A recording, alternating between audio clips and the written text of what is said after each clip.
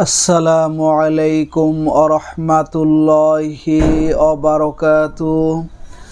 আপনারা দেখছেন মফিদি মিডিয়া, সাথে আছি আমি মনসুরুল হক মফিদি। আজ আমরা সরাসরি পবিত্র কোরআনুল কারীম থেকে একটি অত্যন্ত গুরুত্বপূর্ণ বিষয় শিখব এবং জানব। সেটি হচ্ছে আপনারা সূরা ইয়াসিনের 57 নম্বর আয়াত সালামুন কাওলাম মির রব্বির রহিম, এই আয়াতটি দিয়ে আপনারা যে কাউকে বশ করতে পারবেন, বাধ্য করতে পারবেন, তার ভালোবাসা মহব্বত আপনার প্রতি বাড়াতে পারবেন। সে দূরে থাকলেও তাকে আপনার কাছে ফিরিয়ে আনতে পারবেন। সে ভুলে গেলেও আপনার প্রতি তার ভালোবাসা তৈরি হবে ইনশাল্লাহ। ঠিক আছে? তো এই বশীকরণের আমলটি, এই বাধ্য করার আমলটি আপনারা যে কোনো জায়েজ ক্ষেত্রে করবেন, বৈধ ক্ষেত্রে করবেন, তাহলে ইনশাআল্লাহ খুব তাড়াতাড়ি ভালো ফলাফল পেয়ে যাবেন। আমি সুন্দর করে আপনাদেরকে বুঝিয়ে এখন বলে দিব।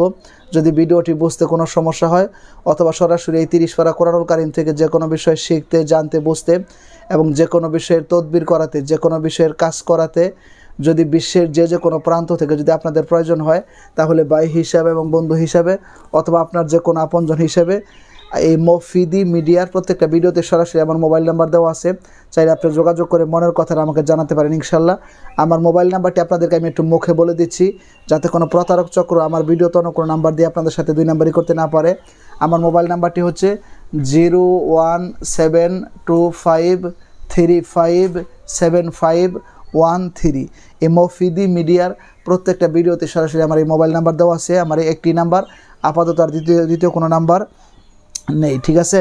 তো অনেকে বলেন যে হুজুর, আমার স্ত্রী আমাকে আগে অনেক মহব্বত করতো, অনেক ভালোবাসতো, এখন সে দূরে চলে গেছে, আমাকে দেখতে পারে না, আমার কোনো খোঁজখবর নেয় না, বা আমার স্বামী আমাকে ছেড়ে অন্য কোনো পরকীয়ার ফাঁদে পড়ে গেছে, বা আমার অফিসের বস আমাকে আগে মহব্বত করতো, ভালোবাসে, এখন তার সাথে আমার সম্পর্ক ভালো নেই, বা আমার সন্তান আমাদেরকে এখন দেখতে পারে না, মহব্বত করে না, ভালোবাসে না। তো এক ভাইয়ের সাথে আরেক ভাইয়ের সম্পর্ক তৈরি হয়ে সম্পর্কের মাঝখানে দূরত্ব বেড়ে গেছে। তো এই ধরনের হাজারো সমস্যা কিন্তু প্রতিনিয়ত আমাদের হচ্ছে। আর আমি তো এই লাইনে তদবিরের কাজ করি, তো অনেক বিশ্বের অনেক দেশ থেকে যারা বাংলা ভাষা বোঝে, ঠিক আছে, অনেক দিনই ভাই বোনেরা আমাকে দিয়ে কাজ করাই নেন এবং যে এই সমস্ত সমস্যার কথা বলেন, শুনতে শুনতে আমার একটা অভিজ্ঞতা অন্যরকম হয়ে গেছে। ঠিক আছে? তো এই ধরনের সমস্যা থাকলে আল্লাহ তাআলা তার সমাধানও রেখে দিয়েছেন। তো যে আয়াত দিয়ে আপনি কাজ করবেন এটা আমি আপনাদেরকে দেখিয়ে দিচ্ছি। এই দেখেন সূরা ইয়াসিন এর এই 57 নম্বর আয়াত। এই দেখেন, আপনারা ভিডিওতে স্ক্রিনের মধ্যে দেখতে পারবেন সূরা ইয়াসিন এর 57 নম্বর আয়াত। ঠিক আছে? 57 নম্বর আয়াত দিয়ে আপনারা আমলটি করবেন। ঠিক আছে?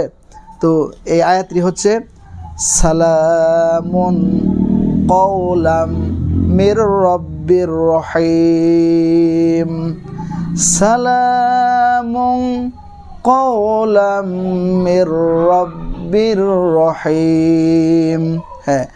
সালামুন কাওলাম মির রব্বির রহিম, সালামুন কাওলাম মির রব্বির রহিম। এটা কে না বলতে পারবে? সবাই বলতে পারবে। তো এটা কীভাবে আমল করবেন এটি হচ্ছে মূলত জানার বিষয়। তো আপনি যে কোনো জায়গায় আপনি সুন্দর করে অজু করে পবিত্র হয়ে একটা জায়গার মধ্যে আপনি বসবেন। বসে আপনি 7 বার করে ইস্তেগফার পড়বেন, আস্তাগফিরুল্লাহ আস্তাগফিরুল্লাহ আস্তাগফিরুল্লাহ 7 বার। এরপরে আপনি 7 বার করে যে কোনো দরুদ শরীফ পাঠ করবেন। দরুদ ইব্রাহিম যেটা নামাজের মধ্যে পড়েন সেটাও কিন্তু আপনি পাঠ করতে পারেন, অথবা সবচাইতে ছোট দরুদ সাল্লাল্লাহু আলাইহি ওয়াসাল্লাম, এটাও আপনি পাঠ করতে পারেন। পাঠ করে এই কোরআনুল কারীমের সূরা ইয়াসিন এর 57 নম্বর আয়াত সালামুন কাওলাম মির রব্বির রহিম, সালামুন কাওলাম মির রব্বির রহিম, আপনি 11 বার করে পাঠ করে শেষে আবার 3 বার দরুদ শরীফ পাঠ করে আপনি তার যদি ছবি থাকে ছবির মধ্যে আপনি দম করতে পারেন, ফু দিতে পারেন, অথবা তার নাম চেহারা স্মরণ করে সামনের দিকে আপনি ফু দিতে পারেন, যে সে আপনার সামনে বসা কিংবা দাঁড়ানো রয়েছে, তার গায়ের মধ্যে ফুটা লাগতেছে। অথবা আপনি চক্ষু বন্ধ করে তার কথাটা স্মরণ করলেন যে আল্লাহ, হালাল সম্পর্কের মাধ্যমে হালাল বাধ্য করে বশ করে আল্লাহ তাকে আমার কাছে তুমি তাকে ফিরিয়ে দাও, ঠিক আছে, তার সাথে আমার দাম্পত্য জীবনকে সুখ এবং শান্তিময় করে দাও, কিংবা তাকে আমি সত্যিকারের বিবাহের জন্য ভালোবেসেছি, হালাল জীবন সঙ্গিনী হিসাবে তাকে তুমি আমার কাছে মিলিয়ে দাও। এই আমলটি আপনারা 3 দিন পর্যন্ত ইনশাআল্লাহ যে কোনো জায়গা থেকে করবেন, করলে ইনশাআল্লাহ তাআলা আল্লাহ পাক রব্বুল আলামিন তার এই পবিত্র কোরআনুল কারীমের উসিলায় আপনার জায়েজ সম্পর্ককে, বৈধ সম্পর্ককে ইনশাআল্লাহ পরিপূর্ণতা দান করবে। সে দেখবেন আপনার কাছে চলে আসবে, আপনাকে মহব্বত করবে, ভালোবাসবে, আপনাদের সম্পর্ক আগের মতো হয়ে যাবে, ঠিক আছে। মনে রাখবেন, মানুষের ইহকালীন এবং পরকালীন উভয় জগতে যত সমস্যা রয়েছে, সকল সমস্যার একমাত্র সঠিক সমাধান আল্লাহ পাক রব্বুল আলামিন তার এই 30 পারা কোরআনুল কারীমের মধ্যে রেখে দিয়েছেন। সুতরাং কোরআন থেকে আমাদের সমাধান নিতে হবে। আমরা যদি কোনো তন্ত্র মন্ত্র দিয়ে যদি এই বশীকরণের কাজ করতে চাই, বাধ্য করার কাজ করতে চাই, সেটা হবে না, সেখান থেকে সমাধান কমবে না, সমাধান আরও বাড়বে। সুতরাং কোরআনুল কারীমের মধ্যে আল্লাহ তাআলা মানব জাতির সকল সমস্যার সমাধান রেখে দিয়েছেন।